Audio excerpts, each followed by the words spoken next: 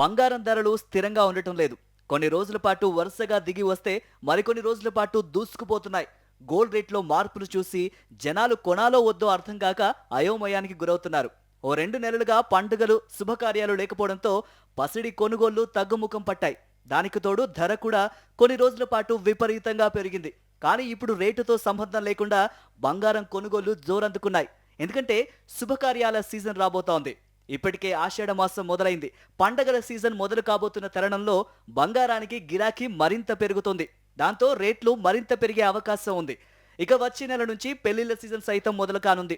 శుభకార్యాలు పండుగలు మొదలు కానుండడంతో పసిడి ధరలు మరింత పెరిగే అవకాశం ఉంది అంటున్నారు బులియన్ మార్కెట్ విశ్లేషకులు. ఈ నేపథ్యంలో నేడు అనగా సోమవారం నాడు దేశీయ బులియన్ మార్కెట్లో బంగారం ధర కాస్త దిగి వచ్చింది.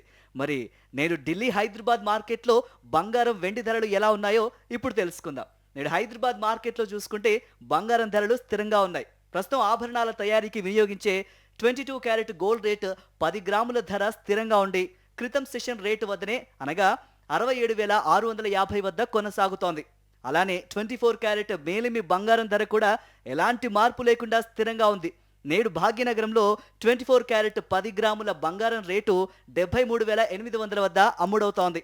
ఇక దేశ రాజధాని ఢిల్లీ మార్కెట్ విషయానికి వస్తే అక్కడ కూడా బంగారం ధరలు స్థిరంగానే ఉన్నాయి. నేడు హస్తినలో 22 క్యారెట్ పుత్తడి 10 గ్రాముల ధర 67,800 వద్ద ఉండగా 24 క్యారెట్ స్వచ్ఛమైన మేల్మి బంగారం ధర 73,950 వద్ద స్థిరంగా కొనసాగుతోంది. నేడు దేశీయ బులియన్ మార్కెట్లో బంగారం ధర స్థిరంగా ఉండగా వెండి రేటు మాత్రం చాలా స్వల్పంగా దిగి వచ్చింది. ఇక హైదరాబాద్ లో క్రితం రోజుతో పోలిస్తే నేడు వెండి ధర కిలో మీద 100 రూపాయలు తగ్గింది. దాంతో ఇవాళ భాగ్యనగరంలో కిలో వెండి ధర 99,200 వద్ద అమ్ముడవుతోంది. ఇక ఢిల్లీ మార్కెట్లో వెండి ధర దిగి వచ్చింది.